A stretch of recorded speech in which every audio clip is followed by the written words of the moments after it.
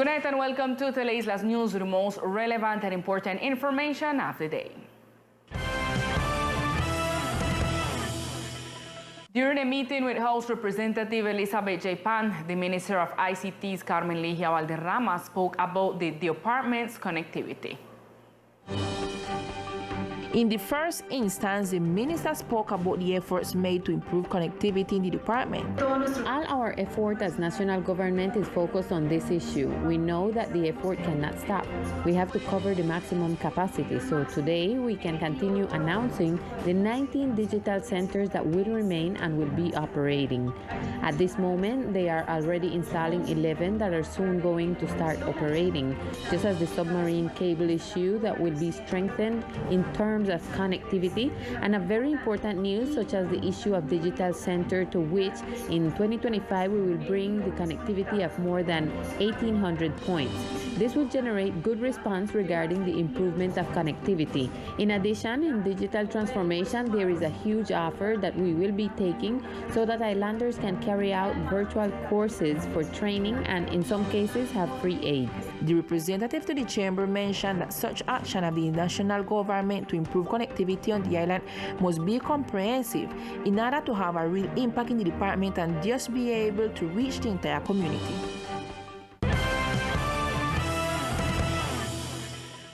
And the countdown started towards the reading of the judgment of the Court of The Hague on the demand filed by Central American country of Nicaragua to Colombian state for the presumed non-compliance with the 2012 judgment. Facing this count in Teleislas News, these are the keys to the ruling. Hello, these are the keys for the ruling. 4 years before the International Court of Justice take a decision on Nicaragua's claim against Colombia for the non-compliance of the 2012 ruling, Teleislas News take a perspective look at the news with strategic actors on the defense of Colombia in front of the International Court of The Hague. Today we will know the aspects that are in stake for our country. This Thursday, April 21st, the final decision of the International Court of Justice will be announced on the last week's field by Nicaragua, which seeks to have The Hague recognize its rights over an alleged continental shelf beyond 200 nautical miles measured from its coastal, and another in which the neighboring Central American country seeks that Colombia respect the ruling of November 19, 2012, in which it argues that Colombia has apparently violated its rights in the Caribbean Sea and has threatened with the use of force. We hope The Hague understand that Colombia have been out there exercising jurisdictional control on threats that we have with the drug traffic and with the traffic of weapons. So we hope this is also taking consideration, and these Navy ships, they're also outside there in this area protecting fisherman life. And there have been many cases in which they assist not only fishermen from Colombia but from other countries like Honduras and even Nicaragua. After the oral hearing held in September and October of last year before the International Court of The Hague, in which Ken Francis participated, the court will announce its verdict. The decision taken by the International Court of Justice will define whether or not our country has violated the right of the country of Nicaragua. Any decision the court takes, why need some other development? Because the reality is that the sea surrounding what we call the seafloor reserve is one sea that connects at least 6 different countries. And we need to talk, all of us together, to come to some commitment that we protect the sea life and the people life in the surroundings. We have people that are just like we, Creole people just like we, around the area. And we need us as people and the environment be protected before all countries. According to Francis, a member of the RISAL team for the defense of the country, it will be extremely important, no matter what decision is made, that the two countries are called to reach an agreement to reconcile and jointly manage environmental reserve sector they share. Find out with us the details of all the possible scenarios that will take place after the decision of the International Court of Justice this 21st of April, which will define the maritime rights of the border dispute between Colombia and Nicaragua. My name is Sylvette Mitchell Archibald. See you tomorrow with more keys of the ruling. I'm considering that next April 21st, the International Court of Justice will give a new ruling regarding the litigation between Nicaragua and Colombia. The Foreign Ministry published on its official website documents on the defense of the Colombian country. The Ministry of Foreign Affairs made available to Colombians the main documents of Colombian defense before the International Court of Justice in the case of Nicaragua lawsuit against Colombia for the alleged violations of sovereign rights and maritime spaces in the Caribbean Sea. This taking into account that this week will be known the ruling of the International Court of Justice in the case of Nicaragua lawsuit against Colombia. The Ministry of Foreign Affairs published on the main documents on its website, which include, among others, the arguments and allegations of the country during the oral hearings to defend the interests of the nation and protect the rights of the racial population. Those who wish to know in depth the relevant aspects of the defense may access www.cancilleria.gov.co, where they will find, for example, the translation of the intervention of the lawyers of the Colombian legal team, as well as a lifetime of all the details of what's happened since 2013 to date. Let us recall that on April 21st at the Peace Palace in The Hague at 10 a.m. Netherlands, time 3 a.m. Colombia time, the Colombian Foreign Ministry and delegates of the Nicaraguan government will hear the ruling in the case regarding alleged violations of the sovereign rights and maritime spaces in the Caribbean Sea, initiated by Nicaragua against Colombia in 2013.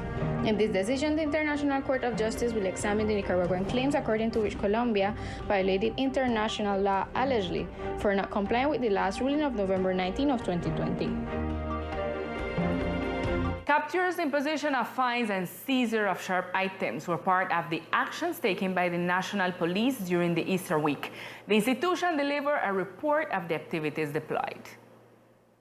Colonel Maria Elena Gomez Mendez, commander of the police department of the archipelago, gave a report made by the institution in the islands during Holy Week, where 600 police officers deployed on roads, neighborhoods, and tourist attractions attended various events recorded.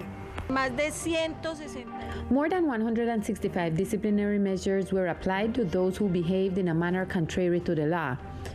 During the weekend and the main vacation week, 3 people were captured, 2 of them on the island of Old Providence for theft. These individuals were brought to trial and left at the disposal of the competent authorities while the stolen items were recovered. Likewise, the capture of a person with a firearm and ammunition was achieved. 11 sharp-edged weapons were seized with which injuries and great damage can be caused to the integrity of others. In addition to seizing these sharp-edged weapons, disciplinary measures established by law were given for the protection of citizens' security.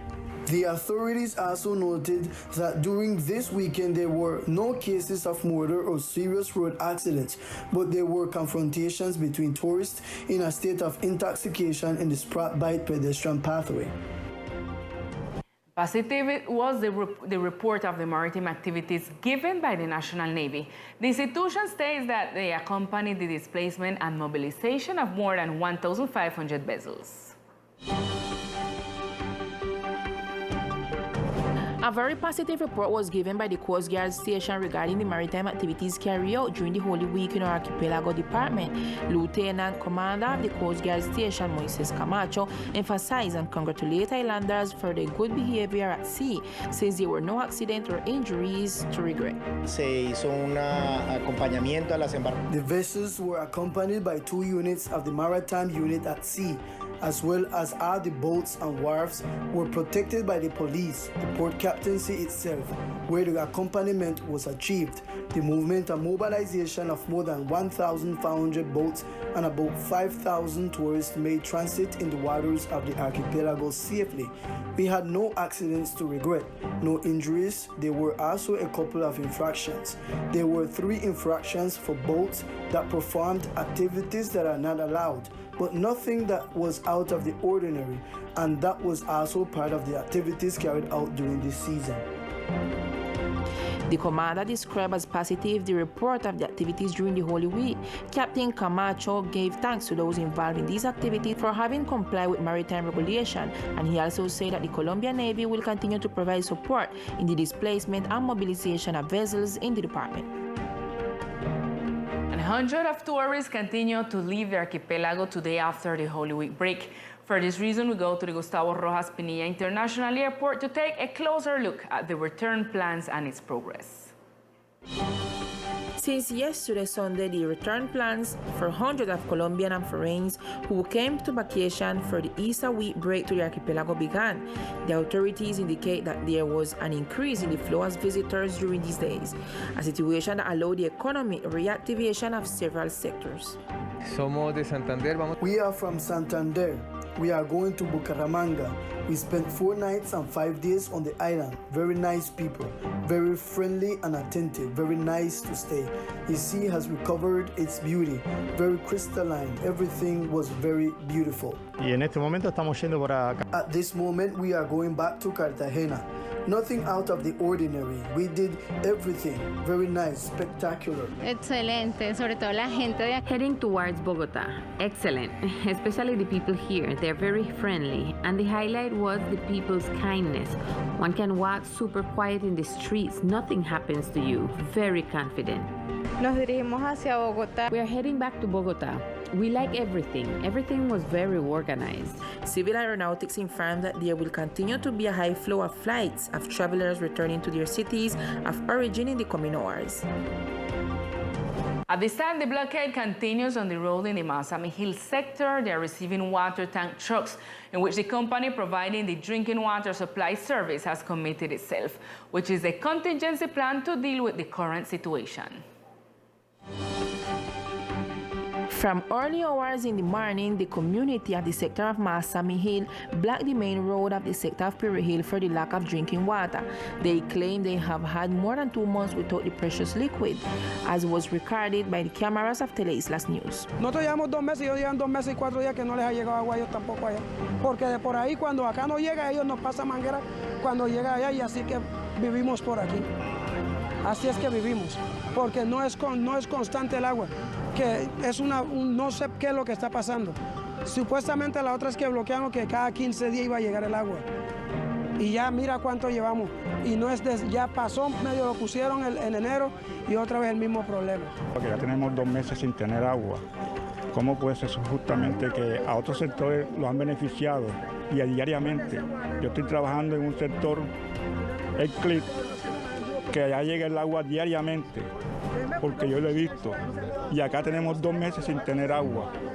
Nosotros acá necesitamos bañarnos, lavar ropa, cocinar, y siempre tenemos que esperar a que ellos quieran, pero el recibo de la energía nos está llegando constantemente y tenemos que pagar agua y no la estamos consumiendo. For its part, the Ombudsman Office reiterates that the company providing drinking water services should already have a contingency plan in place for this time of drought that the island is going through and not wait for a blockade to react. El día de hoy hay un bloqueo en la vía del Bolivariano, dentro del cual los habitantes de este sector